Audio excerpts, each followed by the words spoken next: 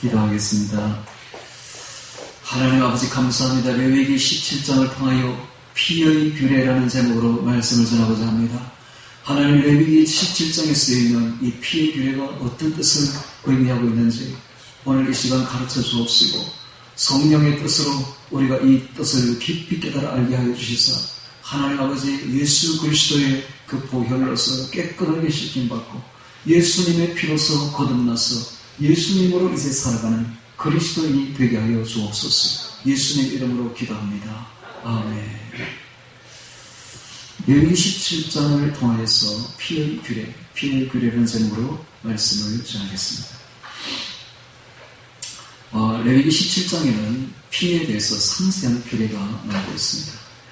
아주 상세하고 그리고 피를 다루는 것에 있어서 굉장히 까다롭게 이야기를 하고 있습니다. 이것은 피가 얼마나 소중한 것인가를 가르쳐주고 있습니다. 그리고 또 말씀하시기를 11절 같은 경우에 이렇게 17장 11절 보십시오. 보면은 육체의 생명 피에 있으리라 이런 말을 하고 있으며 피가 죄를 속하느니라 이런 말을 하고 있습니다. 확실히 피는 생명을 유지하는 가장 중요한 것이 바로 피죠. 그래서 우리 몸에 있는 중요 장기도 사실은 전부 다 피에 관련된 장기들입니다. 심장, 폐장, 폐, 허파, 그리고 심장, 간장 이런 중요 장기들이 전부 다 피에 관련되어 있다고. 피를 뿜어내고 피를 말키고 피를 걸르고 그죠? 피를 신선하게 하고 이런 피에 산소를 공급하고 피에 영양을 공급하고 하는 이런 장기들이 전부 다 이 중요 장기들이에요. 이 장기들이 하나만 손상이 되어도 바로 죽습니다. 왜냐하면 피는 생명이기 때문에 피하고 생명이 직결되어 있습니다. 그렇게 중요 장기들이 굉장히 중요한 것은 피가 중요하기 때문에 그렇습니다. 그런데 중요 장기가 아닌 것은 손상되어도 생명하고는 상관없어요. 예를 들면 팔 하나 이렇게 잘려나갔다고 생명이 죽는 건 전혀 아니죠. 전혀 조금 불편하다 뿐이지 생명하고 아무 관련 없습니다. 그러니까 이 피가 바로 생명이라는 걸 알 수가 있습니다. 그래서 이 피에 대해서 그렇게 까다롭게 이야기를 하고 있습니다. 문제는 이 피를 흘리는 것은 곧 생명을 흘리는 것이 되는 것입니다. 문제는 이것이 계속 이렇게 이야기하면서 결국은 어디로 흐르는가? 그래서 우리가 딱 보면 알 수가 있죠. 바로 예수님의 피로 흐른다는 사실입니다. 그래서 이렇게 소중하게 다루는 것입니다. 그래서 제사를 지낼 때는 뭘로가 지내는가? 피로 가지고 지냅니다. 피 없이는 제사가 안 됩니다. 결국 피는 생명이기 때문에 창세기에 보면 아담과 하와가 죄를 짓고 난 뒤에 죄를 짓기 전에 하나님이 이런 말을 합니다. 이 스라과를 먹으면 정령 죽으리라 라고 말합니다. 정령 죽으리라. 그러면 정령 죽게 된 우리가 이제 아담의 후손님으로 죄로 인해서 정령 죽게 된 우리가 이 죽음에서 벗어나려면 누군가 대신 죽어야 돼요. 대신 죽는 것이 이제 나타나는 것입니다. 이것이 바로 유월절입니다. 유월절 어린 양이 우리가 죽어야 될 그 자리에 대신 죽어주시는 것이죠. 그래서 그 대신 죽음으로 인해서 우리가 완전히 죄를 씻게 되는 것입니다. 그래서 죄를 씻는 것은 누군가 죄 없는 분이 오셔서 대신 죽어주어야만이 그 피를 흘려주어야만이 죽는 것이 바로 피를 흘리는 것이죠. 피가 생명이니까 피를 흘려주어야만이 우리 죄가 씻겨 나간다는 것을 그 원리를 지금 이야기를 하고 있습니다. 이것이 바로 17장입니다. 이것이 이제 히브리서로 이제 가게 되는 히브리서 9장 22절에 보면 율법을 따라 거의 모든 물건이 피로서 정결하게 되느니 피 흘림이 없은즉 죄사함이 없느니라 이런 말을 하고 있습니다. 이거 17장하고 그대로 연결되죠. 그래서 17장에 있는 이 피의 규례를 보면서 바울이 히브리서에서 그렇게 말했던 것입니다. 피 흘림이 없은즉 죄사함이 없느니라. 그래서 예수님이 오셔서 결국은 피를 흘려 주었기 때문에 우리가 죄를 사할 수 있는 근거가 생기진 것을 분명히 말하고 있습니다. 자, 문제는 이 17장을 우리가 보면서 이 피의 규례를 보면서 피가 얼마나 거룩하고 신성한 것인지를 깨달아야 할 것이며 피가 바로 속죄의 길을, 속죄를 이루는 그 길이라는 것을 깨달아 알아야 될 것입니다. 자, 먼저 우리 17장 1절부터 같이 보면서 피가 얼마나 신성하고 거룩한 것인지를 깨달아 알아보도록 하겠습니다. 자, 17장 1절부터 보도록 하겠습니다. 여호와께서 모세에게 일러 가라사대 아론과 그 아들들과 이스라엘 모든 자손에게 구하여 이르기를 그들에게 이르기를 여호와의 명령이 이러하시다 하라. 무릇 이스라엘 집의 누구든지 소나 어린 양이나 염소를 진 안에서 잡든지 진 밖에서 잡든지 제사용이나 식용이나 이런 말이죠. 제사용이나 식용이나 먼저 회막문으로 끌어다가 여호와의 장막 앞에서 여호와께 예물로 드리지 아니하는 자는 피 흘린 자로 여길 것이다. 피 흘린 자는 바로 살인자라는 뜻입니다. 살인자로 여길 것이다. 그가 피를 흘렸은 즉 살인자와 동일하게 보겠다는 것입니다. 자기 백성 중에서 끊쳐지리라. 누구든지 살인자는 하나님이 멸하십니다. 그래서 피 흘린 자는 피를 흘리게 되면 누구든지 어떤 양이나 염소를 여호와의 회막 앞으로 끌어오지 아니하고 피를 흘리게 되면 살인자로 보겠다. 이게 뜻입니다. 이게 무슨 뜻일까요? 하나님께서는 당시에 이스라엘 백성들이 이 광야 생활할 때에 반드시 양이나 소를 잡게 되면 반드시 여호와의 장막 앞으로 와서 하나님 앞에서 잡으라고 말을 하고 있습니다. 즉 하나님께 제사 지내는 목적 외에는 잡는 것을 불허했던 것입니다. 그리고 난 뒤에 식용이나 제사로 드리는 것입니다. 왜냐하면 그 뒤에 이제 이야기를 하고 있습니다. 자, 5절에 보면 그런즉 이스라엘 자손이 불에서 잡던 희생을 회막문 여호와 앞으로 끌어다가 제사장에게 주어 화목제로 여호와께 드려야 할 것이요 모든 그 양이나 염소는 광야에서는 하나님 앞에서 잡는 것만 허용했지 다른 데 잡는 걸 허용하지 않았습니다. 제사장은 그 피를 회막문 여호와의 단에 뿌리고 그 기름을 불사는 여호와께 향기로운 냄새가 되게 할 것이요 그들은 전에 엄난히 섬기던 수면소에게 다시 제사하지 말 것이라. 이런 그들이 대대로 지킬 영원한 규례니라. 바로 이 때문이었습니다. 피를 가지고 있으면 제사를 드릴 수가 있었기 때문에 하나님 외에는 절대로 제사를 드리지 말아라. 즉 우상 숭배하지 말아라는 것입니다. 여기 엄난히 생기던 순념소가 나옵니다. 이 순념소는 바로 피조물이죠. 그래서 피조물과 창조주를 구분하지 못하는 것, 이것이 바로 우상 숭배입니다.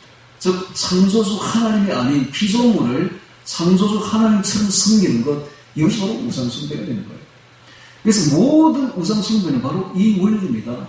하나님 외에 피조물을 하나님처럼 신처럼 섬기는 것, 이게 바로 전부 다 우상 숭배가 되는 거예요.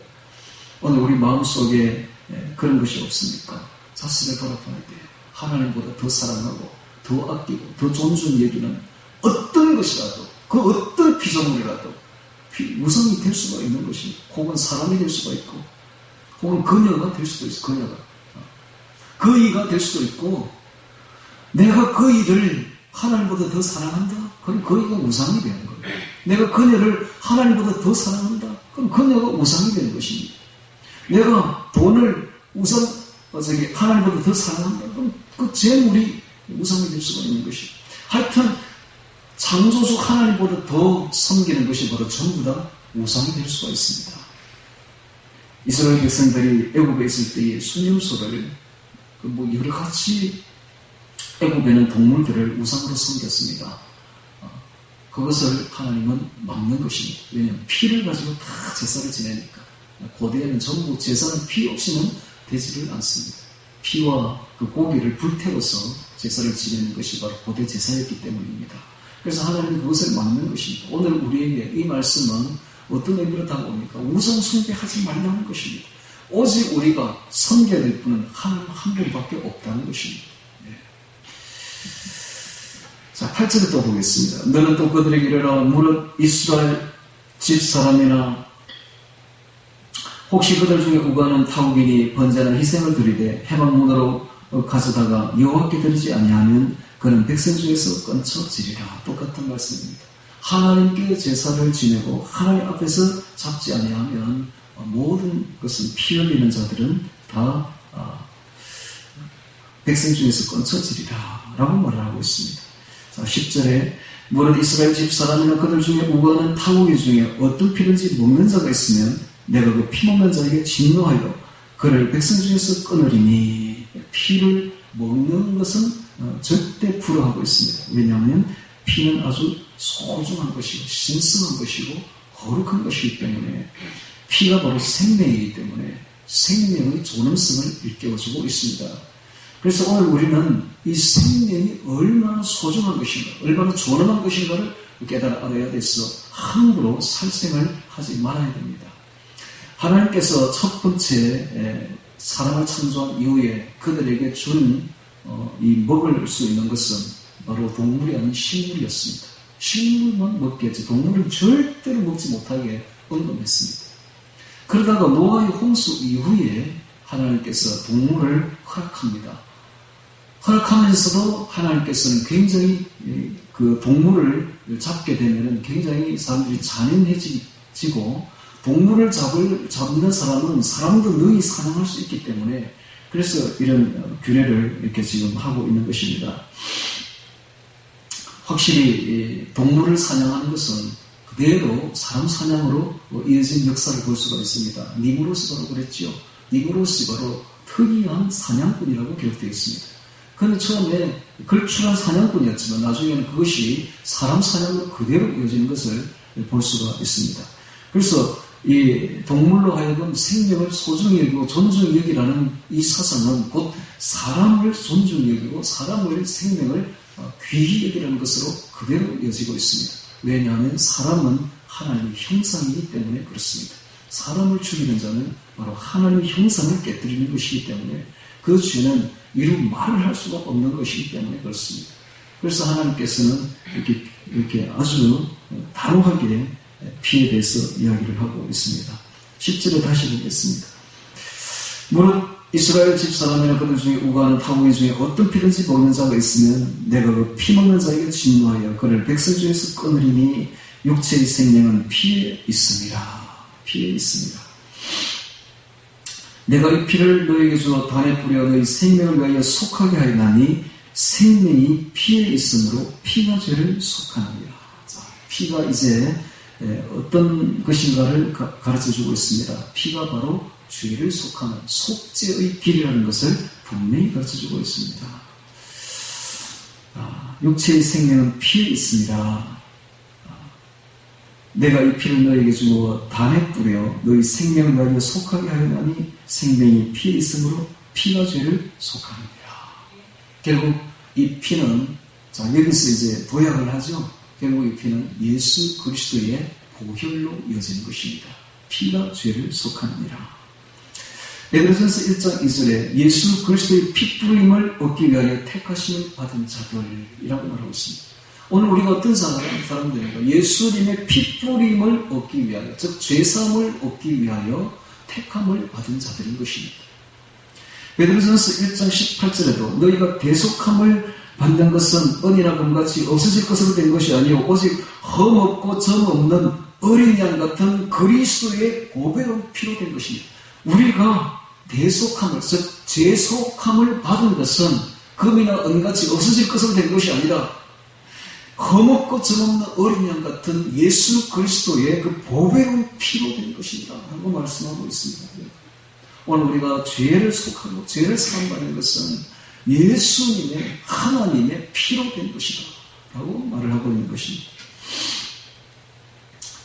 자, 어린 양 같은 그 예수님이 피를 흘린 것은 바로 우리를 죄에서부터 깨끗하게 하기 위해서 그 복의 피를 흘려주신 것을 분명히 말씀하고 있는 것입니다. 자, 다시 또 성경을 보도록 하겠습니다. 11절에 다시 봅니다. 육체의 생명은 피에 있습니다. 내가 이 피를 너희에게 주어 단에 뿌려 너희 생명을 너희에게 속하게 하였나니 생명이 피에 있으므로 피가 죄를 속하느니라. 그러니까 이 원리에 의해서, 이 규례에 의해서 예수님이 오셔서 십자가를 지지 않을 수가 없었던 것입니다. 예수님이 죄 없는 분이, 하나님이 피를 흘려주시지 않으면 우리 인류가 죄를 사함받을 길이 없었기 때문에 이 원리에 의해서 예수님은 십자가를 지지 않을 수가 없었고 십자가를 지고 피를 흘려주신 것입니다. 곧 품만의 법칙이라는 게 있어요. 품만의 법칙. 이 법칙이 뭔가 하면 보험금을 산정할 때의 법칙입니다. 보험금을 산정할 때에 중요한 사람은 보험금을 많이 줄 수밖에 없어. 왜냐하면 그 사람이 살아있으면, 예를 들면 교통사고를 당했다. 그럼 그 사람이 살아있으면 돈을 많이 벌기 때문에 그 사람이 죽었으면 그에 대한 보상금이 크다는 거예요. 그런데 중요하지 않은 사람, 예를 들면 거지다, 살아봐야 크게 돈 벌 사람이 아니다, 이런 사람은 죽어도 보상금도 작은 거예요. 자, 이 원리를 본다면 예수님은 누군가? 예수님 바로 하나님의 본체입니다. 하나님이 죽었다는 거예요. 피를 흘리고. 그러니까 하나님에 대한 그 피에 대한 그 보상은, 그 효력은 얼마나 크겠습니까? 한 사람이 죽어도 효력이 큰데 다른 사람을 위해 죽는다면 하나님이 오셔서 세상에 죽은 거예요. 우리를 위해서. 그러면 그 피의 효력은 어마어마한 것입니다. 그 죽음의 가치는 엄청난 거예요. 그래서 예수님의 죽음은, 예수님의 피 흘림은 2000년이 지난 오늘 우리까지도 능히 구원하고도 남는 것입니다. 할렐루야. 이런 가치가 있는 거예요. 그래서 일반 사람이 죽은 거하고 예수님이 죽은 거하고 천지 차이가 나는 거예요. 일반 사람이 나라와 민족을 위해서 죽어도 그 공로는 대단히 커서 우리가 그 유공자로 세우지 않습니까? 그래서 대대손손 그 돈을 받고 국가로부터 큰 거액을 받는데, 하물며 하나님이 오셔서 죽은 거예요. 우리를 위해서. 그러니까 그 피의 가치는 얼마나 크겠습니까? 그걸 알아야 되는 거예요. 오늘 그래서 예수님이 이 원리에서 이 레위기 17장 11절에 있는 피가 죄를 속하느니라, 이 원리에서 오셔서 십자가의 피를 흘리고 우리를 위해서 죽어주셨습니다. 그러므로 그 예수님의 피의 가치는 엄청난 것입니다. 그래서 오늘 우리가 예수님을 믿게 되는 그 피로서 우리 죄가 다 씻겨 나가는 것입니다. 12절에 보겠습니다. 그러므로 내가 이스라엘 자손에게 이르기를 말하기를 너희 중에 아무도 피를 먹지 말며 너희 중에 우가는 타국인으로 피를 먹지 말라 하였나니, 무릇 이스라엘 자손이라 너희 중에 우가는 타국인이 먹을 만한 짐승이나 쇠를 사냥하여 잡거든 그 피를 흘리고 흙으로 덮을지니라. 신성하니까 피를 먹지 말라, 피를 흘리거든 흙으로 덮어주라. 왜? 피가 신성하니까. 이것은 전부 다 예수님의 피를 상징합니다. 그래서 모든 피는 예수님께로 지금 기결되고 있다. 즉, 성경의 목적은 예수님에게로 기결됩니다. 예수님을 위하여 쓴 책이 바로 성경책이에요. 예수님으로 말미암은 책도 성경책이고, 예수님에 의해서 쓰여진 책이 바로 성경책입니다. 그러니까 모든 성경의 모든 관점들은 결국은 어디로 흐른다? 예수님께로 흐른다. 이걸 알아야 됩니다. 그래서 지금 말하는 이 모든 것이 바로 왜 이렇게 피가 신성한가? 피는 생명이고 피는 곧 예수님의 보혈을 상징하기 때문에, 그래서 피가 이렇게 귀하다는 것입니다. 그래서 신성하게 취급하라는 것입니다. 속하느니라. 13절에 됐고 14절에 모든 생물은 그 피가 생명과 일체라. 그렇죠? 피하고 생명이 일체입니다. 그래서 예수님이야말로, 우리를 위해 피를 흘린 예수님이야말로 우리의 생명이 되는 거예요. 예수는 나의 힘이요 또 생명 되시니. 그렇습니다. 예수님은 우리의 힘이요 나의 생명이 되시는 것입니다. 나의 기쁨, 나의 생명, 주 예수. 예수님이 우리를 위해 피를 흘려주시기 때문에 예수님이 바로 나의 생명이 되시는 것입니다. 생명과 일체가. 그러므로 내가 이스라엘 자손에게 이르기를 너희는 어느 육체의 피든지 먹지 말라 하였나니, 모든 육체의 생명은 피인즉 무릇 그 피를 먹는 자는 끊쳐지리라. 피를 함부로 취급하고 피를 함부로 흘리고 피를 먹는 자들은 피를 모독했기 때문에 하나님께서 그 생명도 살인자로 보겠다, 그리고 끊어버리겠다라고 말하고 있지 않습니까? 무릇 스스로 죽은 것이나 들짐승에게 찢겨 죽은 것을 먹는 자는 보통이나 타국이나 물러나고 그 옷을 빨고 물로 그 몸을 씻을 것이며 저녁까지 부정하고 그 후에 정하려니와 그가 빨지 아니하거나 몸을 물로 씻지 않으면 죄를 당하리라. 그래서 피에 대해서 이렇게 상세하고 아주 엄격하게 피를 다루고 있는 것은, 피는 곧 제사를 위한 것이요 또 피는 생명이며 피는 바로 죄를 속하기 때문에 이렇게 하고 있습니다. 문제는 우리는 이 예수님이 흘린 피를 어떻게 해야 될 것인가 라는 사실입니다. 이제 이게 주제죠. 사실은 17장의 주제는 예수님의 피에 관련되어 있습니다. 그럼 우리는 예수님의 피를 어떻게 해야 될 것인가? 먼저 첫 번째는 예수님의 피를 믿어야 됩니다. 예수님의 피의 그 가치가 얼마나 큰지 믿어야 됩니다. 예수님이 십자가에 흘린 그 피가 내 죄를 속함을 우리는 믿어야 되는 것입니다. 예수님은 충분히 우리 죄를 씻어줄 수가 있습니다. 피가 죄를 속한다 했지 않습니까? 그러므로 예수님의 피는 충분히 우리를 씻어줄 수가 있습니다. 히브리서 9장 22절에 율법을 따라 거의 모든 물건이 피로서 정결하게 되나니 피 흘림이 없은즉 사함이 없느니라. 속죄 제물을 잡은 후에 피를 뿌리는 그 그릇마다 다 정결해지고 깨끗해졌습니다. 그것은 궁극적으로 예수님의 대속의 피를 상징하고 있습니다. 그러므로 예수님의 피 뿌림을 얻은 자들은 다 깨끗해진다는 것을 그대로 보여주고 있습니다. 주님이 우리의 죄를 짊어지고 십자가에서 피를 흘려주셨다는 이 사실을 마음에 믿고 그리고 하나님 앞에 나온 모든 사람들이 죄사함을 받고 예수님에게로부터 죄사함을 받습니다. 그러므로 예수님이 피의 공로를 믿어야 됩니다. 두 번째는 우리는 이 예수님의 피를 기념해야 됩니다. 성경에 그런 말이 있죠.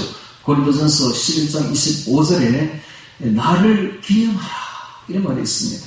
19회 또한 이와 같이 잔을 가지시고 가라사대 이 잔은 내 피로 세운 새 언약이니 이것을 행하여 마실 때마다 나를 기념하라. 즉 성찬식 때마다 포도주를 먹을 때마다 이걸 내 피니 이걸 마실 때마다 나를 기념하라 그랬는데 기념을 영어로 보니까 remember, 기억하랍니다. 기억하라. 그러니까 잊지 말아라 이 말입니다. 내 피를 잊지 말아라. 잊어버리지 말라. 항상 생각하라. 이런 뜻입니다. 그래서 우리는 늘 예수님의 그 공로를, 피 공로를 기억해야 됩니다. 잊어버리지 말아야 됩니다. 항상 예수님이 내 죄를 위해서 피를 흘려주신 것을 잊지 말고 기억할 필요가 있는 것입니다. 그것이 바로 성만찬입니다. 그래서 우리는 성만찬을 하면서 성찬을 하면서 예수님의 피 공로를 잊지 않고 기억하는 것입니다. 그리고 마지막으로 세 번째, 이것이 제일 중요합니다. 우리는 피를 마셔야 됩니다. 예수님의 피를 마셔야 됩니다. 자, 요한복음 6장 53절 찾겠습니다. 요한복음 6장 53절. 요한복음 6장 53절 찾겠습니다. 자, 이 말이 굉장히 뜻이 깊은 말이에요. 지금부터 보는 이 말은 오늘 말씀 중에 다 있어도 좋은데 이 말은 절대로 잊으면 안 됩니다. 지금부터 하는 말은 굉장히 중요한 말입니다. 53절. 예수께서 이러시되 내가 진실로 두 번 나왔습니다. 이건 굉장히 지금부터 하는 말이 중요한 말이다 하는 것을 알 수가 있습니다. 진실로 너희에게 이르노니 인자의 살을 먹지 아니하고 인자의 피를 마시지 아니하면 너희 속에 생명이 없느니라. 내 살을 먹고 내 피를 마시는 자는 영생을 가졌고 마지막 날에 내가 그를 다시 살리리니 내 살은 참된 양식이요 내 피는 참된 음료로다. 내 살을 먹고 내 피를 마시는 자는 내 안에 거하고 나도 그 안에 거하나니 살아계신 아버지께서 나를 보내심에 내가 아버지로 사는 것 같이 나를 먹는 그 사람도 나를 인하여 살리라. 이게 엄청나게 중요한 말입니다. 도대체 이게 무슨 말일까요? 하나님께서 말씀하시면, 예수님께서 말씀하시면 내 살을 먹어라, 내 피를 먹어라 라고 말을 하고 있습니다.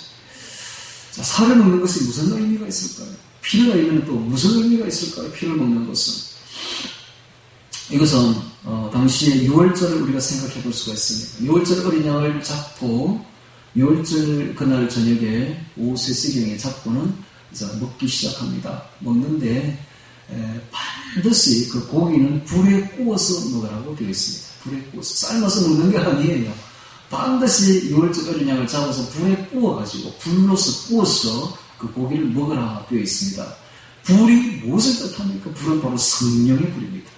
오늘 우리가 예수님의 살을 먹는다는 것은 성령의 불로서 예수님을 믿는다는 것입니다. 불같은 성령으로 우리가 예수님을 믿어야 되는 것입니다. 그리고 피를 마신다는 것입니다. 피를 마신다. 예수님의 생명을 마신다는 것입니다. 여러분, 살을 먹고 피를 마신다는 것은 무엇을 뜻합니까? 예수님이 죽었다는 거예요. 그 예수님의 죽음을 우리가 마시고 먹는다는 거예요. 그럼 예수님의 죽음을 우리가 마시고 먹게 되면 우리도 죽게 되는 것입니다. 예수님의 죽음과 동시에 우리도 같이 죽음을 맞이하게 되는 거예요. 그리고 예수님의 부활과 함께 우리도 같이 살아나게 되는데 이제는 내가 사는 것이 아니라 그리스도로 살아나게 되는 것입니다. 그래서 예수님의 피를 먹고 예수님의 살을 먹게 되는 순간부터 내 자신은 이미 없어지는 것입니다. 나는 다 주가 없어지는 거예요. 우리가 예수님의 살을 먹는 순간부터 이미 내 자아가 다 파쇄되어 버립니다. 없어져 버립니다. 내 모든 몸은 예수님의 몸으로 가득 차버립니다. 예수님의 인격으로 가득 차버립니다. 예수님만이 살아있습니다. 지난 나의 옛 죄인된 성품들은 어디 갔는지 흔적도 없습니다. 왜냐하면 예수님의 피를 먹고 예수님의 살을 먹었는데 이제는 예수님이 내 안에 오롯이 자리하는 것입니다. 그래서 그때부터 나는 내 자신이 아니라 이제는 죽고 없어지고 예수님으로 살아갑니다. 예수님의 인격으로 예수님의 모습으로 살아가게 됩니다. 그래서 그 당시에 뭐라고 예수 믿는 사람들 뭐라고 불렀는가? 그리스도인이라고 불렀습니다. 그리스도인. 그것은 그리스도가 안에 살아있는 사람들이다 이 말입니다. 즉 내 자신은 없어지고 그리스도로 살아가는 사람들. 그리스도로 살아가는 그래서 그리스도인입니다. 오늘 우리가 그리스도인이 되어야 됩니다. 정신아, 여기 제 이름이 정신아입니다. 정신아는 이제 없어졌어요. 예수님의 살을 먹고 예수님의 피를 마시는 순간부터 정신아는 없어졌어. 이제는 내가 그리스도로 살아가는 것입니다. 내 안에 계시는 그리스도로 살아가는 것입니다. 그러므로 나의 인격은 그리스도의 인격이 되어야 되며 나의 말은 그리스도의 말이 되어야 되며 나의 행동은 그리스도의 행동이 되어야 되는 것입니다. 완전히 이제 그리스도의 삶을 새롭게 살아가는 것, 이것이 바로 피를 먹고 피를 마시고 살을 먹는 모습인 것입니다. 그것이 바로 우리에게 그렇게 나타난다는 사실입니다. 이것이 바로 구원의 7가지 단계입니다. 이게 바로 구원의 7가지 단계로 그대로 나타나는데 6월절, 즉 그리스도의 그 절기도 그렇게 7절기가 있죠. 6월절, 무교절, 초실절. 6월절은 십자가의 죽음입니다. 그리스도의. 무교절은 무덤입니다. 무덤 속에 들어가는 겁니다. 사흘 동안. 그리고 초실절은 부활입니다. 사흘 뒤에 부활하는 것이죠. 똑같이 우리도 예수님의 피를 먹고 예수님의 살을 먹게 되면 똑같이 죽음을 경험하게 됩니다. 우리의 죽음입니다. 그 다음에 우리의 그리고 무덤에 들어가 완전히 장사진이 완전히 없어져 버려요. 우리 자신이 무교절입니다. 그리고 부활절입니다. 그리스도로 부활하는 거예요. 우리가 그리스도로 부활하는 것입니다. 그리고 오순절 다가옵니다. 성령의 강림입니다. 예수님의 영이 강림합니다. 우리가 그런 사람들이 이제 성령으로 충만하게 되는 것입니다. 자, 예수님의 6월절을 지난 사람들은 예수님의 살을 먹고 예수님의 피를 먹게 되면 첫 번째 특징이 나타납니다. 어떤 특징인가? 주여라는 말이 나오게 되어 있습니다. 주여. 그전에는 절대로 주여라는 말이 나오지 않습니다. 즉 예수님을 믿는다는 거죠. 자, 이게 이제 거듭난 증거입니다. 거듭난 예수님의 피를 먹고 예수님의 살을 먹고 새롭게 태어난 사람의 첫 번째 단어가 어디냐? 주여입니다. 주여는 아무나 하는 게 아니에요. 죽었다 깨어나도 안 믿는 사람들 주여 소리 안 나옵니다. 윽박지르면 이렇게 왜 주여 안 하냐고 주여 하라고 이러면은 하긴 해. 주여 하고 히 웃는다고. 그는 이제 자기 마음이 본 마음이 아니죠. 진실하게 심각하게 내 속에서부터 뭔가 튀어나와. 예수님의 살을 먹고 예수님의 피를 먹은 사람은 뭐라고 튀어나오는가? 주여라고 나옵니다. 주여. 이 주여가 엄청난 단어입니다. 이게. 주여 한 사람은 이제 거듭난 사람들이야. 완전히 새롭게 된 사람들이에요. 이 사람들은 구원받은 사람들이에요. 주여. 내 입에서 주여라는 말이 계속 튀어나오면 구원받은 증거인 것입니다. 이 예수님을 믿고 평생을 교회를 다녔는데 주여라는 소리가 안 나오면 아직 구원 안 받은 거예요.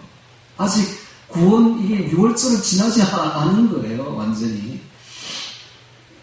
그리고 주여라는 말이 나오는 사람이 그 다음에 이제 무교절을 지나게 됩니다. 무교절은 완전히 자신이라는 자아가 썩어 파쇄되어서 없어지는 것이죠. 그때는 어떤 단어가 튀어나오는가? 아멘이 튀어나옵니다. 아멘. 이 아멘은요, 나는 없고 내 생각은 없어지고 주의 뜻만 받겠다는 것이죠. 동의합니다 이런 뜻 아닙니까? 아멘이. 암만 그렇습니다 이런 뜻이거든. 그러니까는 내 뜻과 내 생각은 이제 완전히 없어져 버리고 주 무덤 속에서 완전히 수정돼버리고 끝나버리고 주님의 말씀만 그대로 받겠습니다. 아멘입니다. 아멘. 그래서 예수님이 무슨 말을 하시든지 아멘. 아멘 받는 것은 내 고집이 없어졌다는 거예요. 내 생각이 없어지고 내 의지가 없어졌다는 거예요. 오직 주님의 말씀을 받겠다는 것입니다. 이게 바로 아멘입니다. 아멘. 그래서 교회 다니면서 아멘 하지 않는 사람은 아직도 시작도 안 됐다는 거예요. 주여 아멘이 이렇게 중요한 겁니다. 주여 아멘. 네. 그 다음에 부활절이죠. 부활 초실절. 초실절을 지나면서 할렐루야가 튀어나오게 되어 있습니다. 할렐루야! 하나님을 찬양하라. 할렐루야. 만세! 할렐루야. 우리 주님을 최고로 높이는 하나님께 영광! 할렐루야! 이것은 부활을 경험할 때, 내 안에 그리스도로 다시 살아남을 경험할 때 할렐루야가 튀어나오는 것입니다. 죽었던 내가 이제 내 안에 내가 아닌 예수님으로 살아난 그리스도로 살아남을 경험할 때 그때 할렐루야가 튀어나오는 거예요.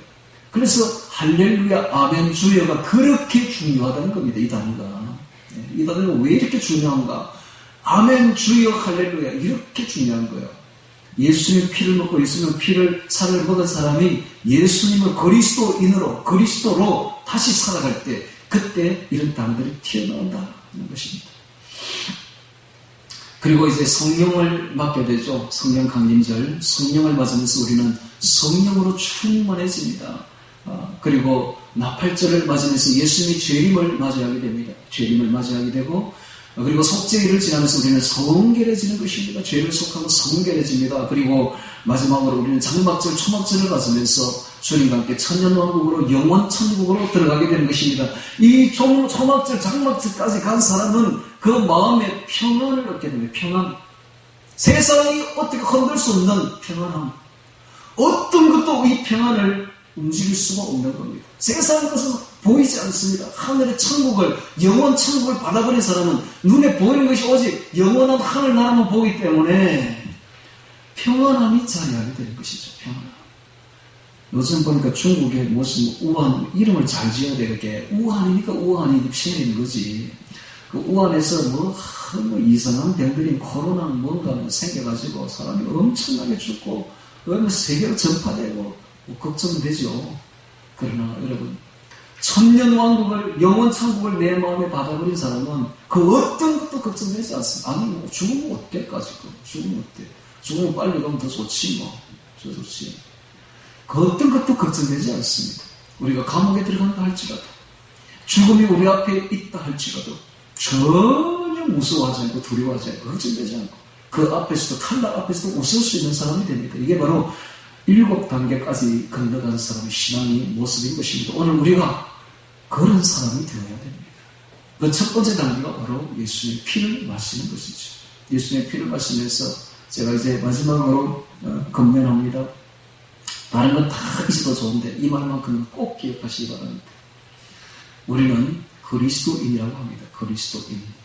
그리스도인이라는 말은 내 속에 그리스도가 살아있는 사람. 나는 없어지고 그리스도가 살아있는 사람. 그래서 생각을 그리스도인처럼 해야, 그리스도처럼 해야 돼요.